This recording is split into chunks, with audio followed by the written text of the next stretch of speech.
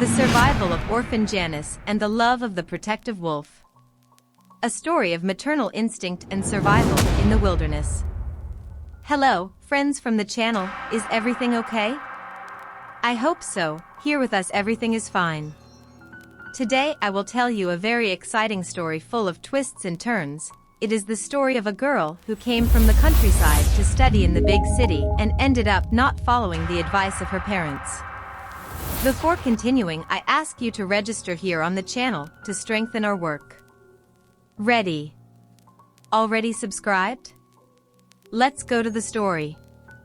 Her name was Janice. She came from the countryside to study in the big city. She then managed to get into a very well-regarded college, rented a small apartment and then moved there. She was very happy. She called her parents and gave them her new address. Her parents were very strict. They wanted to know everything that was happening in the minimum details. A week later classes started. She was very delighted with her college, numerous classrooms. Many things that a small town didn't have. Janice and her friend Manuela were invited to go to a party where several college students would go, but before she traveled to Cidade Grande, her parents said that she would go to study and that they didn't want to know that she was attending parties. It was only for her to study and graduate. In the middle of the euphoria, Janice forgot her parents' orientation and together with Manuela always went to parties. One day, at one of these parties, Janice met a boy and had a night of love with him, but she didn't know that this boy was different. The boy was a wolf disguised as a sheep. Time passed and Janice found him and they talked about the pregnancy. He didn't want to believe it. He said that it was impossible, that it was premeditated and that he didn't care about Janice's pregnancy. He left. Now Janice had no support, because even her friend had disappeared. On a certain day, by surprise, her father showed up, went to pay her a surprise visit. When he got there, he found Janice with a big belly, 5 months pregnant. He said, "Daughter, how much your mother and I advised you, you didn't listen to us, you disobeyed us and now you are like this? Where is the father?" She cried and told her father the whole story, but he could not sympathize with her and said, "Janice, from now on you will have to manage on your own. I will no longer pay for your studies nor the rent. From now on you will have to bear all the consequences, because everything was very well discussed when you decided to come here. It was our great dream to see you graduating. Now after your imprudence, you will be on your own. Don't even think about coming home, okay? I told all my acquaintances that my gifted daughter was studying, and that she would come back when she graduated. This month, you will still have something to eat because I brought the money from the rent and the payment of college, but it will be the last money you'll see from my hands. From now on I think you better lock your studies until you can afford to pay expenses." Having said all this, her father left. Arriving home, her tearful father told his wife what had happened, then said, "From now on Janice will have to live without our help. I will no longer send her a penny. She will have to manage and pay for her mistakes alone." Janice again looked for the child's father, but could not find him as he lived outside the capital. Janice was completely alone. Manuela, who claimed to be her friend, no longer wanted her friendship. After a while Janice had to beg for money at the traffic lights. So as not to sleep out in the open, she built a canvas and wood shack on the edge of a forest and lived there. She continued to beg at the traffic lights. 4 months later her daughter was born in a public hospital. Everything went well with the birth and she was discharged and went back to the shack. After a few days the food was running out and she had to take her baby and beg, because now she had a child to take care of and the expenses were higher. She even looked for a job, but because of the child no one wanted to give her a job. She even looked for a job, but because of the child no one wanted to give her a job. So she continued to beg for money for both of them to survive, because her milk dried up and she had to buy milk in cans because she didn't have a refrigerator to store it. After 3 years she became very sick, and every day she got worse. She couldn't even go out to ask for food. She suffered a lot seeing her little daughter crying with hunger. Janice was very weak. she couldn't stand up anymore, and the child was already 3 years old.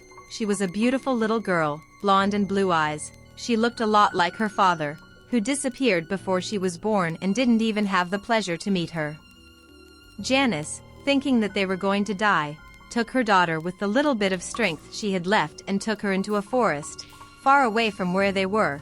She put a sweater on her daughter because she was going to abandon her in the forest so she wouldn't have the pain of seeing her little girl die.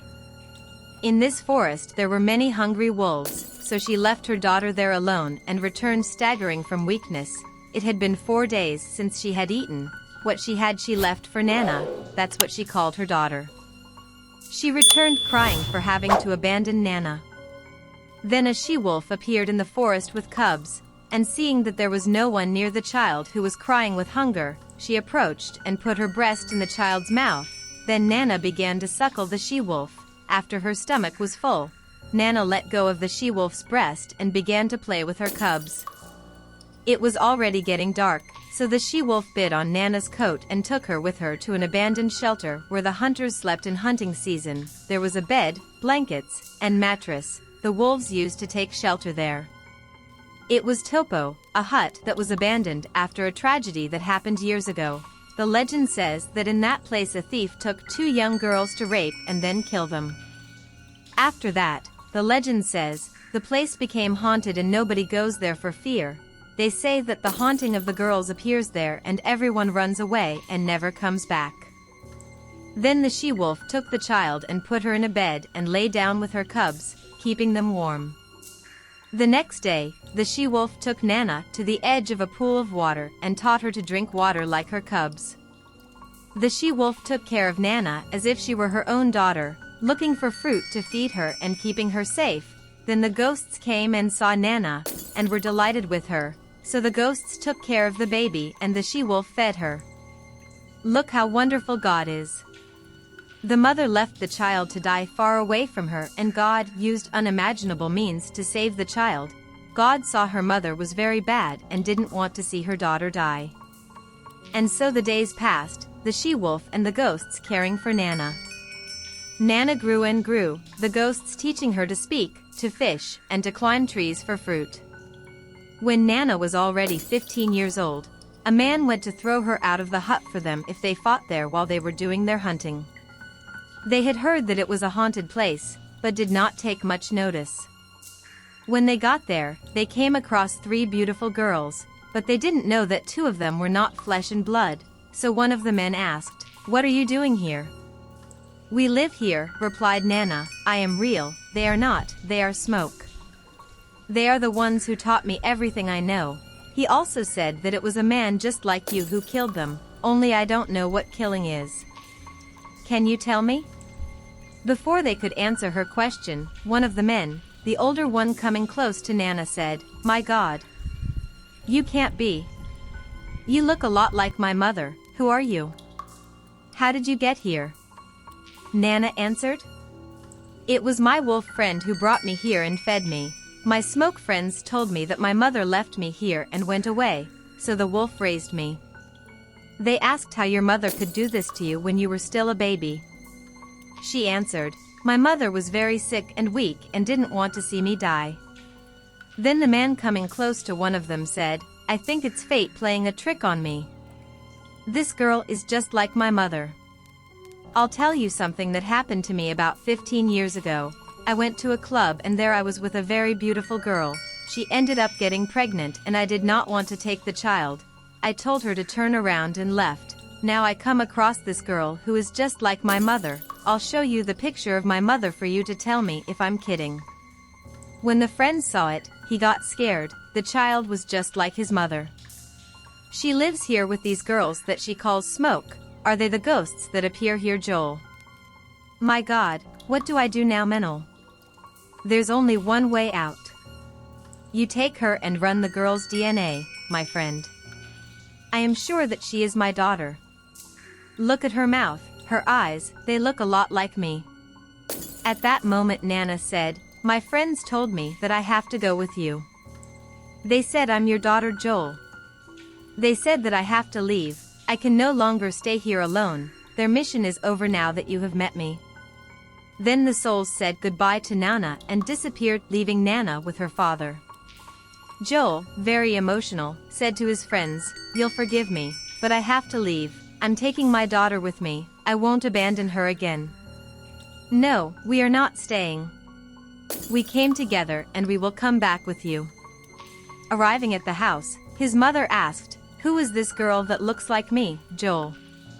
Then he called his mother into the room and told her everything that happened, even the birthmark she has. She was living with the wolf and her dead ghost friends there in the cabin. Tomorrow I will do the DNA to see if she is my daughter with Janice. Then Joel asked his mother, "Mom, take care of her, get her some clothes and take her to take a nice bath and give her some food." Joel went to bed, but they could not sleep. The next day he got up and called the girl to go to the laboratory to do the test, but the girl had no name or documents, so he gave the provisional name until the test is ready. A week later the test came back positive. It was indeed his daughter. 15 years ago she had been rejected, but now he had to take care of her, teach her everything that a little child who had no childhood should know. She had a lot to learn, because she couldn't even speak properly yet. Raised in the woods by 2 ghosts and a wolf, they only taught her survival, no name, and the friends she had were the wolf and her pups and 2 ghosts. Then Joel registered her and provided her with documents to give her a name and dignity. Then he explained to her everything that happened, the why she was his daughter because she was going to live with him. He registered her under her mother's name, Janice. A few days later Joel invited his mother and daughter to go for a walk in the woods near the town. He took some food for a picnic. When they got there they got out of the car and started walking. Further ahead they saw a plastic tent and continued on. That's when, for Joel's surprise, there was Janice. When she saw Joel she turned completely pale and said, "You here? How small the world really is. You find me here like this, after 15 years, it can only be fate playing a trick on me." Then Joel asked Janice, "Where's the child you said you were expecting?" She answered in tears, "She was a beautiful blonde girl. I had to abandon her in the woods to not see her die near me. I was very sick and weak. I had not eaten for days and she was crying with hunger. I was very weak and could not walk. My parents, just like you, abandoned me. My friend Manuela walked away and did not want to help me. At that moment I did not know how to think straight. I picked her up and took her into the woods and left her there. When I returned, I fainted and fell on the edge of the forest. Someone found me and took me to the hospital. I was hospitalized between life and death.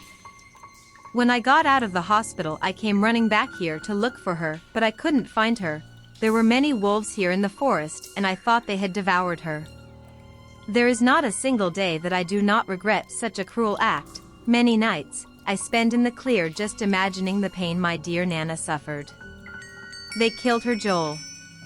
"Calm down," said Joel. "They did not kill her. On the contrary, they took very good care of her. I found her in a cabin when I went hunting with my friends. She was there with a wolf and 2 ghosts that took care, feed and protect her until I found her.